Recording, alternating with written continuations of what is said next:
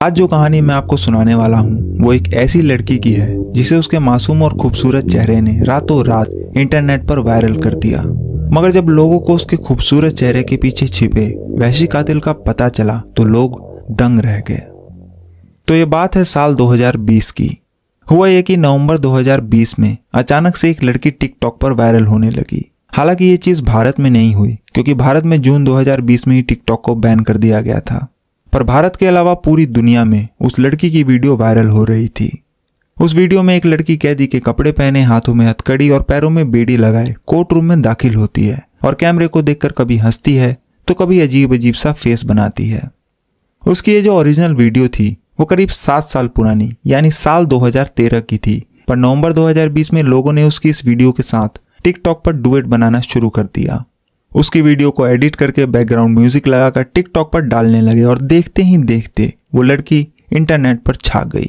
यहाँ तक कि लोगों ने सोशल मीडिया पर उसके नाम का फैन पेज तक बना डाला, और ये सब इसलिए क्योंकि वो लड़की दिखने में सुंदर और मासूम थी।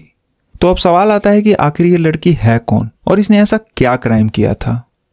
जिस लड़की की मैं बात कर रहा हूँ उसका नाम है इजाबेला गुज़मैन, जो कि अपनी माँ युनमी होए और सौतेले पिता रियान होए के साथ अमेरिका में कोलोराडो के अरोरा शहर में 2624 साउथ लिमा स्ट्रीट में रहा करती थी। उसकी ये जो कोर्ट तक पहुंचने की कहानी है उसकी शुरुआत होती है मंगलवार 27 अगस्त 2013 को, और उस वक्त इजाबेला की जो उम्र थी वो सिर्फ 18 साल थी। और ये कहानी का वो पार्ट है जो कि अगर नहीं होता तो शायद इजाबेला कोर्ट तक नहीं पहुंचती और ना ही वो टिकटॉक पर वायरल होती और ना ही मैं आज आपको ये कहानी सुना रहा होता। तो हुआ ये कि मंगलवार 27 अगस्त 2013 की शाम इजाबेला की मां युनमी होए अपने स्टूडियो से काम खत्म करके वापस अपने घर लौट रही थी। मगर जैसे ही उनकी कार उनके घर के पास पहुंची तो उन्होंने देखा कि एक लड़का उनकी खिड़की से कूदकर बाहर निकला और लोहे की जाली को पार करके भाग गया। जब उन्होंने उस लड़के को अपने घर की खिड़की से कूदकर भागते हुए देखा तब जाकर उन्हें उनके पड़ोसियों की बात याद आई। दरअसल उनके जो पड़ोसी थे वो इससे पहले भी कई बार युनमी होए को ये बात बता चुके थे कि जब भी वो घर पर नहीं होती है तो इजाबेला अक्सर अपने साथ अलग अलग लड़कों को अपने घर लेकर आती है, और वो लड़के जैसे ही घर में किसी के आने की आवाज सुनते थे तो वो खिड़की से कूदकर भाग जाया करते थे। मगर उस वक्त युनमी होए को उनकी बातों पर यकीन नहीं हुआ, पर जब 27 अगस्त 2013 की शाम उन्होंने खुद अपनी आंखों से एक लड़के को इजाबेला की कमरे की खिड़की से भागते हुए देखा तो उन्हें यकीन हो गया कि उनके पड़ोसियों की बात बिल्कुल सच थी। इसके बाद उन्होंने अपनी गाड़ी पार्क की और अपने दूसरे पति रियान होए, जो कि इजाबेला के सौतेले पिता थे, उनके साथ सीधे इजाबेला के कमरे में पहुंच गई और उन लड़कों के बारे में पूछने लगी। मगर इजाबेला ने उनकी किसी भी बात का जवाब सही से नहीं दिया। उसकी माँ ने उसे बहुत समझाने की कोशिश की, मगर इजाबेला ने कोई भी बात समझने की बजाय उल्टा अपनी माँ के ऊपर ही जोर जोर से चिल्लाना और बुरा भला कहना शुरू कर दिया। यहां तक कि वो गुस्से में अपनी माँ के मुंह पर ही थूक कर चली गई। इस बात से युनमी होए को बहुत धक्का लगा और इजाबेला के इस बर्ताव ने उन्हें इतना डरा दिया कि उन्हें अपने कमरे में अकेले सोने से भी डर लग रहा था। इसलिए वो उस पूरी रात अपने कमरे में अंदर से गेट लॉक करके अपने पति रियान होए के साथ ही रही, जबकि वो अक्सर अपने कमरे में अकेले ही सोया करती थी। तो इससे पहले कि मैं आपको अगले दिन की कहानी सुनाऊं उससे पहले आपका ये जानना जरूरी है कि आखिर ये कहानी यहां तक कैसे पहुंची। दरअसल इजाबेला गुज़मैन का जन्म 9 जून 1995 को इसी अरोरा शहर में हुआ था, मगर उस वक्त वो अपने सगे पिता रॉबर्ट गुज़मैन और अपनी मां युनमी गुज़मैन के साथ इसी शहर में कहीं और रहा करती थी। इजाबेला के जन्म के बाद उसके माँ बाप एक साथ मिलकर अरोरा के ही टाउन सेंटर में एक पोर्ट्रेट स्टूडियो लेते हैं, जिसका नाम वो अपनी बेटी के नाम पर बेला पोर्ट्रेट स्टूडियो रखते हैं, क्योंकि वो दोनों ही अपनी बेटी इजाबेला से बहुत प्यार करते थे और इजाबेला भी अपने माँ बाप से बहुत प्यार करती थी, खासकर अपने पिता रॉबर्ट गुज़मैन से। तो पूरा परिवार राजी खुशी अपने दिन काट रहा था। मगर फिर साल 1999 आते आते चीजें बिगड़नी शुरू हो गई और दोनों पति पत्नी के रिश्तों में कड़वाहट आने लगी। बात इतनी बड़ी कि दोनों ने एक दूसरे से तलाक लेने का फैसला कर लिया और फिर साल 1999 में ही रॉबर्ट गुज़मैन और युनमी गुज़मैन तलाक लेकर एक दूसरे से अलग हो गए, और उस वक्त इजाबेला की जो उम्र थी वो महज 4 साल थी। खैर, तलाक के बाद इजाबेला की कस्टडी उसकी माँ को ही मिली, इसलिए अब इजाबेला अपनी माँ के साथ ही उसी शहर में कहीं और रहने लगी। इजाबेला जो थी वो बचपन से ही थोड़ी जिद्दी और गुस्सैल टाइप की थी, पर अपने माँ बाप के तलाक के बाद वो अब और ज्यादा जिद्दी और चिड़चिड़ी सी हो गई थी। मगर इजाबेला का ये गुस्सा नफरत में तब बदल गया जब तलाक के करीब 1 साल बाद यानी साल 2000 में उसकी मां युनमी ने एक दूसरे शख्स रियान होए के साथ शादी कर ली, जो कि अब इजाबेला का सौतेला पिता था। इजाबेला इस बात से बहुत गुस्सा थी कि अब उसके पिता की जगह किसी और ने ले ली, और वो ऐसा बिल्कुल भी नहीं चाहती थी क्योंकि वो अपने सगे पिता रॉबर्ट गूजमैन से बहुत प्यार करती थी। और यहीं से चीजें बद से बदतर होनी शुरू होती है, क्योंकि वक्त के साथ जैसे जैसे इजाबेला बड़ी हो रही थी उसका गुस्सा भी दिन ब दिन बढ़ता ही जा रहा था। वो अपनी माँ से महंगे महंगे कपड़ों और खिलौनों की डिमांड करती, और जब उसकी डिमांड पूरी नहीं होती तो वो इस बात पे अपनी माँ से लड़ती और झगड़ती। युनमी होए पूरी कोशिश करती कि वो इजाबेला की हर डिमांड पूरी करे, जिसके लिए वो अपने स्टूडियो के अलावा और भी दूसरे पार्ट टाइम जॉब करने लगी, पर फिर भी वो इजाबेला की कई डिमांड को पूरा नहीं कर पाती थी। जब इजाबेला सिर्फ 7 साल की थी तो उसके इस गुस्सैल बर्ताव ने उसकी माँ को इतना परेशान कर दिया कि अब उसे संभालना भी मुश्किल हो गया। इसलिए उन्होंने इजाबेला को उसके सगे पिता रॉबर्ट के पास भेज दिया, पर कुछ दिनों बाद ही वो वापस अपनी माँ के पास आ गई। हालांकि बावजूद इसके उसके बर्ताव में कोई सुधार नहीं आया। इसके बाद जब इजाबेला 14 साल की हुई तो उसने अपना धर्म भी छोड़ दिया। दरअसल इजाबेला, उसके माता पिता और सौतेले पिता ये सभी यहोवा विटनेस थे, जो कि ईसाई धर्म की ही एक शाखा है। पर इस धर्म को मानने वाले लोग ना तो क्रिसमस मनाते, ना ईस्टर और ना ही कोई दूसरी छुट्टियां। यहाँ तक कि ये लोग अपना बर्थडे भी सेलिब्रेट नहीं करते, और शायद इन्हीं सब पाबंदियों की वजह से इजाबेला ने अपने धर्म को भी छोड़ दिया। वो पूरे आजाद ख्यालों वाली लड़की बन गई थी। ना तो वो अपने माँ बाप का कहना मानती, ना ही ढंग से स्कूल जाती, बस पूरा दिन अपने दोस्तों के साथ घूमती फिरती। कई बार तो वो 3-3, 4-4 दिन तक घर और स्कूल से गायब रहती, और जब उसकी माँ उसे समझाती तो वो उनसे ही लड़ने लगती। अच्छा, वो स्कूल में भी एक एवरेज स्टूडेंट ही थी, बस वो किसी तरह पास हो जाया करती थी। मगर जब वो 12th क्लास में थी तो उसकी अटेंडेंस उस साल इतनी कम थी कि उसे हाई स्कूल के फाइनल एग्जाम से सिर्फ 1 हफ्ते पहले ही स्कूल से निकाल दिया गया, और इस चीज से उसकी माँ को बहुत धक्का लगा, जिसके बाद भी उसे खूब समझाया गया पर उसे कोई फर्क नहीं पड़ा। मगर हद तो तब हो गई जब 27 अगस्त 2013 की शाम उसे समझाने पर उसने वो काम किया जो उसने आज से पहले कभी नहीं किया था, और वो था अपनी ही माँ के मुंह पे थूकना, जिसके बाद युनमी होए ने पूरी रात डर के साए में गुजारी। खैर, किसी तरह 27 अगस्त 2013 की वो रात बीत गई और अगला दिन आ गया। अगले दिन यानी बुधवार 28 अगस्त 2013 को सुबह सुबह जब युनमी होए अपना मोबाइल चेक करती है तो देखती है कि इजाबेला ने पिछली रात उन्हें एक मेल किया था। पर जब वो उस मेल को ओपन करती है तो उनके होश उड़ जाते हैं, क्योंकि उस मेल में सिर्फ 3 शब्द लिखे हुए थे, यू विल पे, जिसमें कि इजाबेला के कहने का मतलब था कि तुमने मेरे साथ जो कुछ भी किया है उसके लिए तुम्हें भुगतना होगा। इस मेल को देखने के बाद अब युनमी और भी डर जाती है। फिर वो ये मेल अपने पति रियान को भी दिखाती, और अब उन्हें यह समझ नहीं आ रहा था कि वो करे क्या। आखिरकार युनमी होए पुलिस को बुलाने का फैसला करती है और 28 अगस्त 2013 की दोपहर में पुलिस को कॉल कर देती है, जिसके थोड़ी देर बाद ही पुलिस घर पहुंच जाती है। पुलिस के पहुंचने के बाद उन्हें सारा मामला और उस मेल के बारे में बताया जाता है जो कि इजाबेला ने भेजा था। पर क्योंकि ये एक घरेलू मामला था, इसलिए पुलिस पहले तो इजाबेला को समझाती है और फिर बाद में ये वार्निंग भी देती है कि अगर अब उसने दोबारा ऐसा बर्ताव किया तो उसकी माँ उसे घर से बाहर निकाल देगी, क्योंकि अमेरिका के कानून के हिसाब से कोई भी माँ बाप 18 साल के बाद अपने बच्चों को घर से निकाल सकते हैं, और इजाबेला 2 महीने पहले ही जून 2013 में 18 साल की हुई थी। तो इजाबेला को वार्निंग देने के बाद पुलिस वहां से चली जाती है। उसके बाद इजाबेला भी अपने बेडरूम में चली जाती है और युनमी होए अपने काम पर जाने के लिए टाउन सेंटर की तरफ निकल जाती है। पर युनमी होए के मन में अभी भी एक डर सता रहा था, इसलिए जब वो अपने स्टूडियो पहुंची तो उन्होंने ये सारी बात अपने पहले पति यानी रॉबर्ट गूजमैन को भी बताई। और क्योंकि वो अपनी बेटी इजाबेला से बहुत प्यार करते थे और इजाबेला भी उनसे उतना ही प्यार करती थी, इसलिए युनमी होए रॉबर्ट से कहती है कि वो उसके घर जाकर इजाबेला से बात करे और उसे समझाए। अच्छा, मैं आपको ये बताना भूल गया था कि युनमी होए और रॉबर्ट गूजमैन का तलाक तो हो गया था, पर वो अभी भी एक साथ बेला पोर्ट्रेट स्टूडियो में ही काम कर रहे थे। तो पूरी बात सुनने के बाद रॉबर्ट गूजमैन उसी दिन यानी 28 अगस्त 2013 की शाम इजाबेला से मिलने उसके घर पहुंचते हैं। उस वक्त भी इजाबेला अपने बेडरूम में ही थी, बल्कि दोपहर में पुलिस के जाने के बाद से ही वो अपने बेडरूम से बाहर आई ही नहीं। पर जब उसके पिता वहां पहुंचे तो वो इजाबेला को लेकर घर के बैकयार्ड में गए और वहां पर बैठकर उसे शांति से समझाने लगे कि उसने जो कुछ भी किया वो बहुत गलत किया उसे अपनों से बड़ों का सम्मान करना चाहिए, उनकी बात सुननी चाहिए, हर बात पर जिद नहीं करनी चाहिए, वगैरह वगैरह।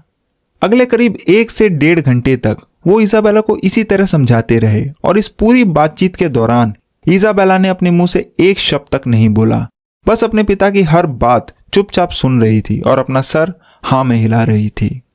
जिस तरीके से इजाबेला बड़े ध्यान से अपने पिता की बात सुन रही थी, उसे देखकर रॉबर्ट को लगा कि शायद अब वो खुद को बदलने की कोशिश करेगी, पर सच्चाई तो यह थी कि इजाबेला अपने पिता की किसी भी बात पर ध्यान दे ही नहीं रही थी। बस वो हर बात को इस कान से सुन रही थी और उस कान से निकाल रही थी, क्योंकि उसके मन में कुछ और ही चल रहा था, जिसे कि वो शायद पहले ही प्लान कर चुकी थी। तो इजाबेला को समझाने के बाद उसके पिता शाम करीब 6:30 बजे के आसपास वहां से निकल जाते हैं और इसके बाद इजाबेला भी वापस अपने बेडरूम में चली जाती है। इसके ठीक 3 घंटे बाद रात करीब 9:30 बजे के आसपास युनमी होय भी अपना काम फिनिश करके वापस घर पहुंचती है और वो अपने साथ रेयान के लिए मैकडोनल्ड से रात का खाना भी लेकर आई थी। घर पहुंचने के बाद युनमी रेयान से पूछती है कि इजाबेला कहाँ है, तो वो कहता है कि उसे नहीं पता, पर हाँ उसने करीब 1 घंटे पहले लगभग 8:30 बजे के आसपास इजाबेला को घर के किचन में देखा था। रेयान की बात सुनने के बाद युनमी ऊपर फर्स्ट फ्लोर पर बाथरूम में नहाने के लिए चली जाती है और इधर रेयान लिविंग रूम में बैठकर अपना डिनर करने लगता है, जो कि युनमी उसके लिए लाई थी।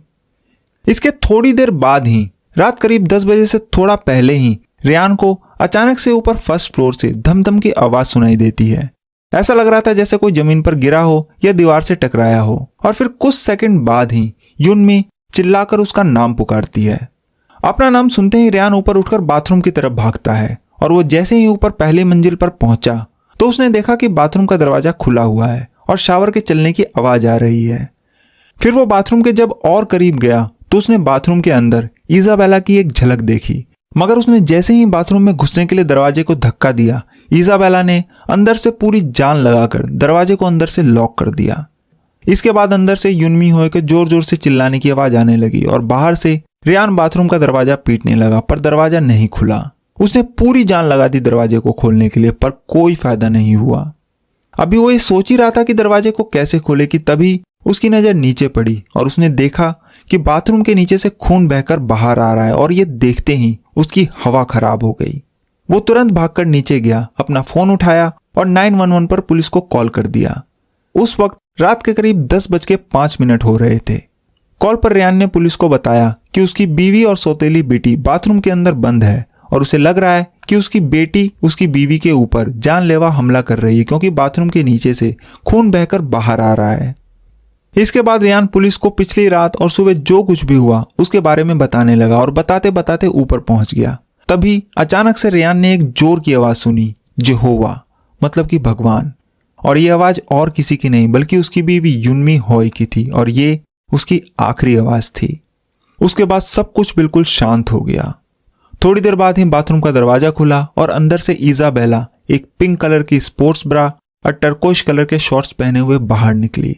उसके पूरे कपड़े और उसका बदन खून में सना हुआ था और उसने अपने सीधे हाथ में एक चाकू ले रखा था जिसमें से अभी भी खून टपक रहा था। इजाबेला को इस हालत में देखकर रेयान सन्न रह गया और वो जहां खड़ा था वहां खड़ा का खड़ा रह गया। उसे लगा कि अब अगला नंबर उसी का है, लेकिन इजाबेला ने रेयान की तरफ देखा तक नहीं और न ही उसके चेहरे पर कोई एक्सप्रेशन था। वो सीधे रेयान के बगल से निकल गई और नीचे जाकर बैकयार्ड की तरफ चली गई। इसके बाद रेयान फौरन भागकर बाथरूम में गया, पर वो जैसे ही बाथरूम में पहुंचा उसके पैरों तले जमीन खिसक गई, क्योंकि पूरे बाथरूम में खून ही खून बिखरा पड़ा था और उसकी बीवी युनमी होय बाथरूम के फर्श पर नंगी हालत में पड़ी थी। युनमी होय के गले पर एक बड़ा और गहरा कट का निशान था और उसके पूरे चेहरे और सीने पर चाकू घोंपने के अनगिनत निशान थे और उसके बगल में एक लकड़ी का बेसबॉल बैट भी पड़ा हुआ था। रेयान होय जो है वो अभी भी कॉल पे ही था और जब उसने पुलिस को अपनी बीवी के हालत के बारे में बताया तो पुलिस ने उसे अपनी वाइफ को सीपीआर देने को कहा। इसलिए रेयान युनमी होय को सीपीआर देने लगा, पर कोई फायदा नहीं हुआ क्योंकि युनमी लगातार दोनों खुली आंखों से बस छत की तरफ देख रही थी, जिसे देखकर यह साफ लग रहा था कि युनमी होय की मौत हो चुकी है।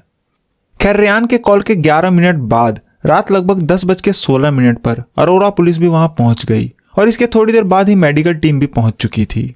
उसके बाद उन्होंने युनमी होय की जांच की और 28 अगस्त 2013 की रात 10:28 पर उसे मुर्दा घोषित कर दिया और लाश को पोस्टमार्टम के लिए भेज दिया।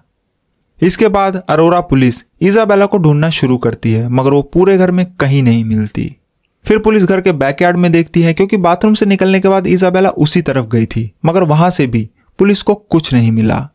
अब पुलिस इजाबेला के फोन के सिग्नल के जरिए उसकी लोकेशन ढूंढने की कोशिश करती है, पर यहां भी उन्हें कोई कामयाबी नहीं मिलती, क्योंकि इजाबेला का फोन बंद आ रहा था। इसके बाद अरोरा पुलिस मीडिया के जरिए एक पब्लिक एडवाइजरी जारी करती है, क्योंकि वो आम लोगों के लिए भी खतरा हो सकती थी, प्लस उसके पास हथियार भी था, और पब्लिक से ये अपील करती है कि वो जहां भी जिसे भी दिखे वो तुरंत पुलिस को खबर करे। इसी बीच अगली सुबह यानी 29 अगस्त 2013 को युनमी होय की पोस्टमार्टम रिपोर्ट भी आ गई, जिसमें पता चला कि युनमी होय के ऊपर 79 टाइम्स 79 बार चाकू से हमला किया गया था, जिनमें से 31 बार उसके चेहरे पर और 48 बार उसके गले और सीने पर वार किया गया था। हालांकि बाद में कोर्ट की सुनवाई के दौरान पता चला कि युनमी होय के ऊपर 79 नहीं बल्कि 151 बार हमला किया गया था, जिनमें से 35 बार उसके चेहरे पर, 51 बार उसके गले पर और बाकी के 65 हमले जिस्म के अलग अलग हिस्सों पर किए गए थे। इसके अलावा चाकू मारने से पहले उसे बेसबॉल से भी पीटा गया था। तो जब ये पोस्टमार्टम की रिपोर्ट मीडिया में आई तो ये खबर देखते ही देखते पूरे अमेरिका में आग की तरह फैल गई और लोगों को विश्वास नहीं हो रहा था कि एक बेटी ने अपनी ही मां का इतनी बुरी तरीके से कत्ल कर दिया था। इधर पुलिस भी इजाबेला को ढूंढने में लगी थी, पर उन्हें अभी तक कोई कामयाबी नहीं मिली थी। तभी अचानक से उसी सुबह लगभग 11:30 बजे के आसपास 911 पर एक गुमनाम कॉल आता है, जिसमें कि बताया जाता है कि 2851 साउथ पार्कर रोड के पार्किंग गराज में एक कार के अंदर खून से सनी एक बॉडी पड़ी है। खबर मिलते ही अरोरा पुलिस तुरंत साउथ पार्कर रोड की तरफ निकलती है, मगर जब वो वहां के पार्किंग गराज में पहुंची तो जिस कार के अंदर बॉडी पड़ी थी वो गायब हो चुकी थी। अब पुलिस को यह समझ नहीं आ रहा था कि आखिर एक डेड बॉडी कार के अंदर से गायब कहां हो गई, और वो भी दिन के उजाले में। लेकिन जब पुलिस ने उस कार की तलाशी ली तो पुलिस को उस कार से कुछ ऐसी चीजें मिली जो कि इजाबेला और युनमी होय के मर्डर से लिंक हो रही थी। इसलिए पुलिस ने सादी वर्दी में कुछ पुलिस वालों को उस पूरे एरिया में तैनात कर दिया। करीब 2 घंटे बीत गए मगर पुलिस को कुछ नहीं मिला, पर फिर तभी उन्हें पार्किंग गराज से एक लड़की बाहर आती हुई दिखी, जिसने कि पिंक कलर की स्पोर्ट्स ब्रा और टर्कोइश कलर के शॉर्ट्स पहन रखे थे।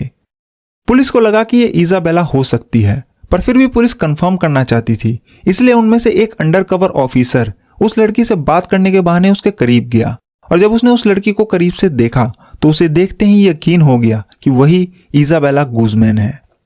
इसके बाद वो इजाबेला के पीछे पीछे चलने लगा। थोड़ी देर बाद ही 2 और सादी वर्दी वाले पुलिस उसके साथ साथ चलने लगे, और वो जैसे ही बाहर पार्किंग मैदान में एक झाड़ी के पास पहुंचे, उन तीनों पुलिस वालों ने इजाबेला को घेर लिया और अपनी बंदूक उसके ऊपर तान दी। इजाबेला ने यहां भी पुलिस को गुमराह करने की कोशिश की और कहा कि उन्होंने गलत लड़की को गिरफ्तार किया है।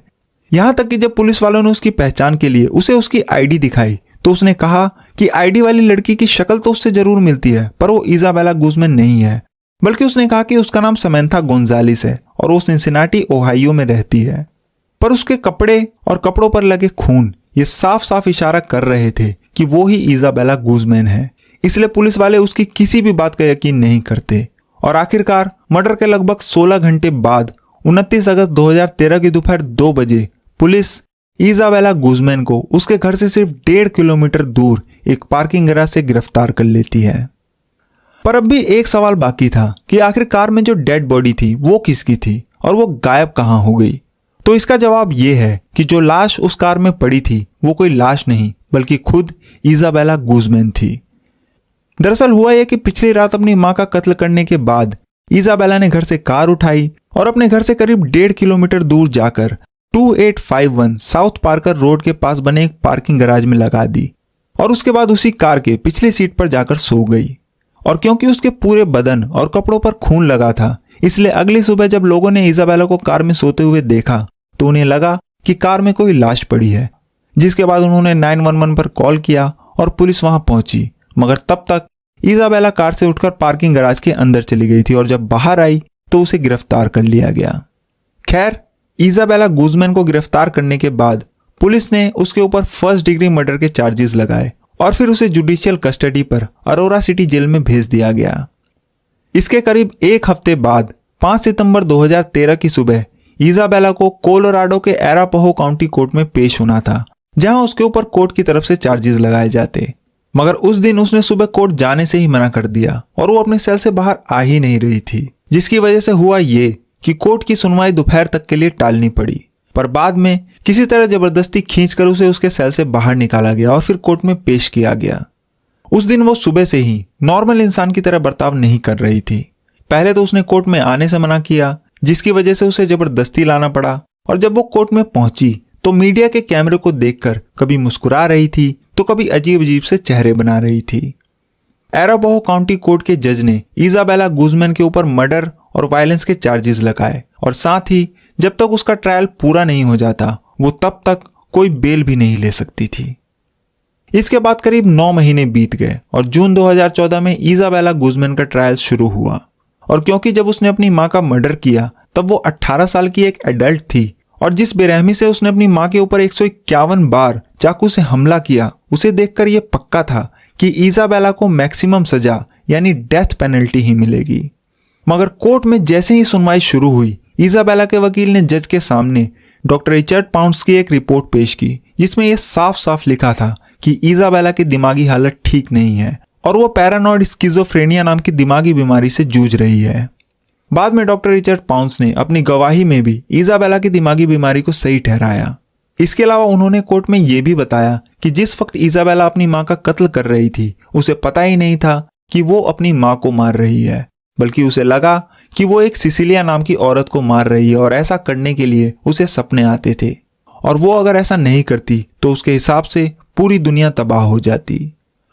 कोर्ट के जज जॉर्ज ब्रोचलर ने सारी रिपोर्ट्स और दलीलें देखने और सुनने के बाद अपना फैसला सुनाया, और उस फैसले में उन्होंने इजाबेला की दिमागी हालत ठीक ना होने की वजह से उसे कोई सजा नहीं सुनाई, और उसके इलाज के लिए उसे कोलोराडो के मेंटल हेल्थ इंस्टीट्यूट में भेज दिया गया, और कहा गया कि जब तक इजाबेला अपने और समाज के लिए खतरा नहीं रह जाती तब तक वो वहीं रहेगी। अब इसमें चाहे 1 साल लगे, 2 साल लगे या फिर पूरी जिंदगी।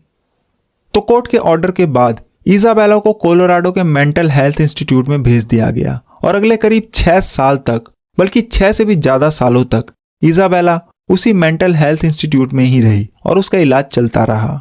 पर फिर नवंबर 2020 में जब इजाबेला 25 साल की थी तो उसने मीडिया को एक इंटरव्यू दिया, जिसमें उसने एक नई चीज के बारे में बताया। उसने कहा कि घर में उसके साथ सभी लोग बहुत बुरा बर्ताव करते थे, और जब उसने 14 साल की उम्र में अपना धर्म छोड़ा तब उसे और ज्यादा टॉर्चर किया जाने लगा। हालांकि बाद में जब इस बात की इन्वेस्टिगेशन की गई तो ऐसा कोई सबूत नहीं मिला कि उसके साथ घर में बुरा बर्ताव किया जाता था। इसके अलावा उसने ये भी बताया कि जब उसने अपनी मां का खून किया तब वो अपने होश में नहीं थी, पर अब वो पूरी तरह से ठीक हो चुकी है, और अब ना ही वो खुद के लिए और समाज के लिए कोई खतरा है, इसलिए उसे इस मेंटल हेल्थ इंस्टीट्यूट से रिहा कर दिया जाना चाहिए। I was not myself when I did that, and I have since been restored to full health. If I could change it or if I could take it back, I would. ठीक उसी time जब media में उसका ये interview आया, अचानक से TikTok पर उसकी 7 साल पुरानी कोर्ट की वीडियो वायरल होने लगी। और सोशल मीडिया, खासकर टिकटॉक का तो आपको पता ही है कि लोग बिना सोचे समझे एक ट्रेंड को बस फॉलो करना शुरू कर देते हैं, और यहाँ भी ठीक यही हुआ। लोगों ने ये बिना सोचे समझे कि उसने पास्ट में क्या किया है उसके सपोर्ट में आ गए, और वो भी सिर्फ इसलिए क्योंकि वो दिखने में खूबसूरत और मासूम थी। लोगों ने तो यहां तक कहना शुरू कर दिया कि इजाबेला ने जो अपनी मां का कत्ल किया है वो उसी लायक थी, और ऐसी चीजें ये सोचने पर मजबूर कर देती है कि इंसानियत कहां से कहां जा रही है। हालांकि इस इंटरव्यू से इजाबेला को जरूर फायदा हुआ, क्योंकि अगले ही साल जून 2021 में इजाबेला गुजमैन को कोलोराडो के मेंटल हेल्थ इंस्टीट्यूट से इस शर्त पर छुट्टी दे दी गई कि वो लगातार टाइम पर अपने डॉक्टर से थेरेपी लेती रहेगी। तो कुल मिलाकर इजाबेला ने जो कुछ भी किया, वो चाहे गुस्से में किया हो या दिमागी प्रॉब्लम की वजह से, वो अलग बात है। पर अफसोस की बात यह है कि जिस तरह से बाद में लोगों ने बिना सोचे समझे, बिना पूरी कहानी जाने, सिर्फ उसके चेहरे को देखकर उसके क्राइम को सही ठहराने की कोशिश की, वो बहुत गलत है।